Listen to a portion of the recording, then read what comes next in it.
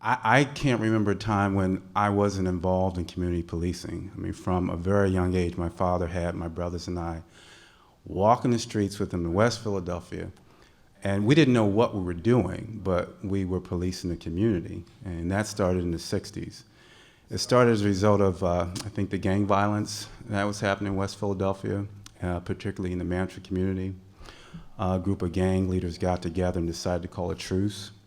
And so part of the agreement was, the community policing was to help the kids. I mean, we had to somehow get to and from school safely. So, there was that, I guess, agreement.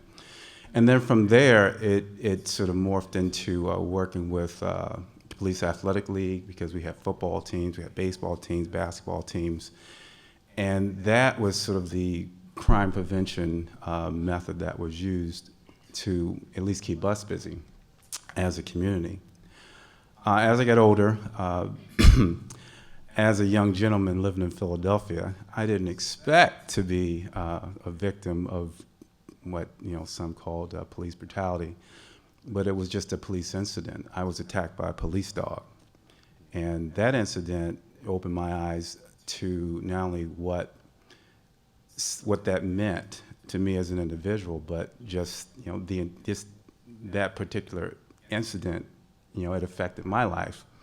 Up until that point, I always wanted to be a police officer. I couldn't think of being anything else but a police officer. But that curbed it a little bit for me. I think I didn't necessarily not want to be a police officer, but I looked at policing a lot differently. From that episode, of course, graduated from high school and moved away from the city of Philadelphia. And instead of being involved in looking at policing or community policing in an urban environment, I studied policing in rural environments. Worked on a reservation, worked with a lot of community planners and those that had to police their own communities, because in a rural community, it's not like you have a police officer in every corner. You're talking about a police officer every 5 miles. So looking at the strategy and policing communities in that way was very interesting, because you not only have a strategy, but the police officer is sometimes the counselor, advisor, pseudo lawyer, and coach, parent, and sometimes even the minister. But looking at those different roles that person would play was very impressive to me. And again, it just sort of fueled that interest in me wanting to study the policing of communities more.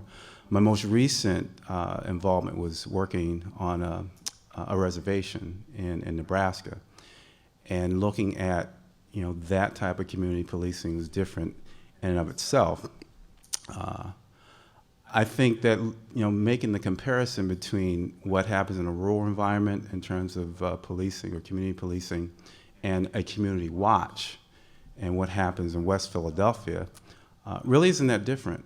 I mean, the people that do that, they sort of envelop those 3 components that you were talking about. And to watch people live that out, you have to have a basic interest in the community. Otherwise, you're not going to look at that community as something that you're investing in. You're just going to look at the community as something that's sort of a transient move on your part. I want it safe while I'm here. But when I leave, it can just go to pot if it wants to. So I think in that regard, being a part of the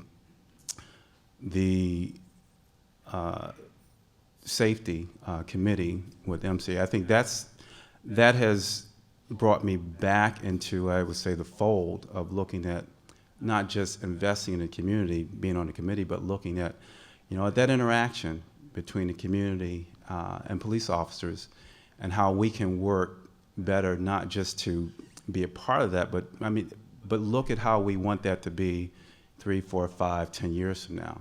Because if we just look at it present, we're dealing with crisis management. But if we look at how we want to invest in our communities and make a difference, 4, 5, 10, 15 years from now, I think that's called a strategy. And so that's one of the reasons why I can't say enough how much I kind of invested in this issue. But I'm in it to see the outcome and to see it work.